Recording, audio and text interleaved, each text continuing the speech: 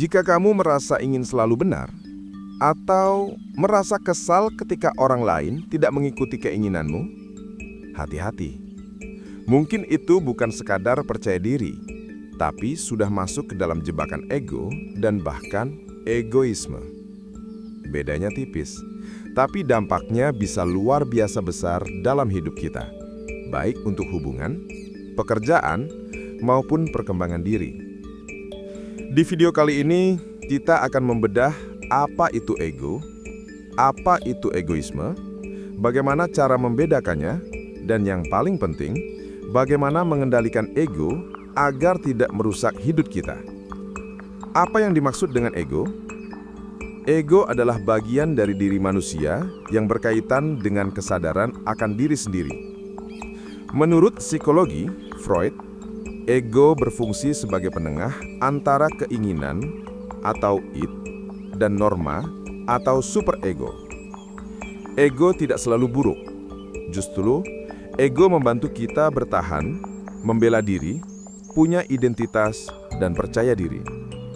Contoh sederhana, ketika kamu memperjuangkan hakmu di tempat kerja, itu ego yang sehat. Tapi, masalah akan muncul ketika ego itu berubah menjadi egoisme. Apa yang dimaksud egoisme?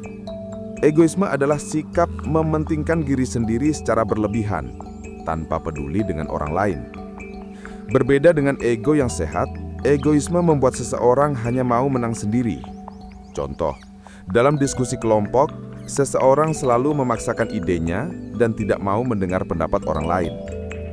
Egoisme membuat hubungan retak, komunikasi buntu, dan bahkan menghancurkan karir atau persahabatan. Perbedaan antara ego dan egoisme.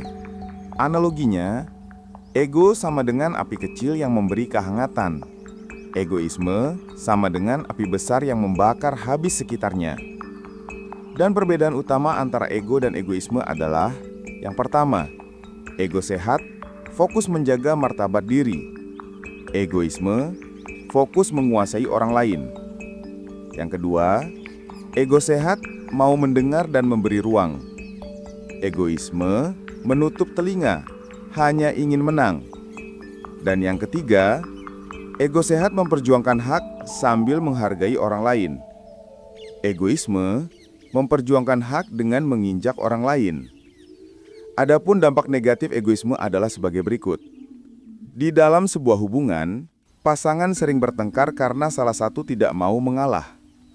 Di dalam pekerjaan, sulit bekerja sama, akhirnya dijauhi tim. Bahkan di dalam diri sendiri, orang egois sering merasa terasing, kesepian, dan penuh tekanan.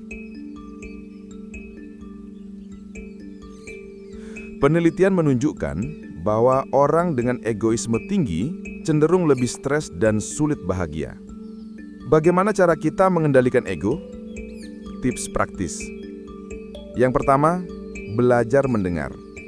Jangan hanya ingin didengar, tapi juga memahami orang lain. Yang kedua, kendalikan emosi. Tarik nafas, beri jeda sebelum bereaksi. Yang ketiga, latih empati.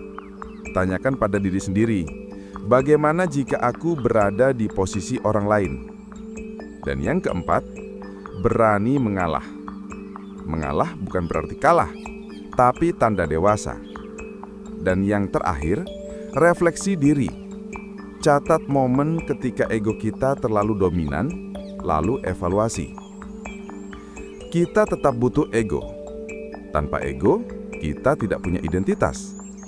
Ego sehat adalah ketika kita percaya diri, tahu apa yang kita mau, tapi tetap menghargai orang lain.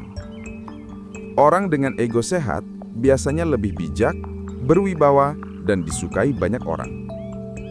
Teman-teman, ingatlah bahwa ego itu wajar, tapi jangan sampai berubah menjadi egoisme.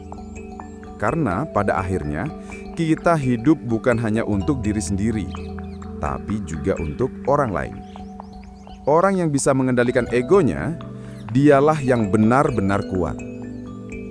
Kalau kamu merasa video ini bermanfaat, Jangan lupa, klik tombol subscribe untuk mendukung channel ini, beri like supaya makin semangat bikin konten, tulis komentar pendapatmu tentang pengalaman melawan ego, dan share video ini ke teman-temanmu agar mereka juga bisa belajar. Sampai jumpa di video berikutnya, tetap rendah hati, tetap semangat, dan jangan biarkan egoisme menguasaimu.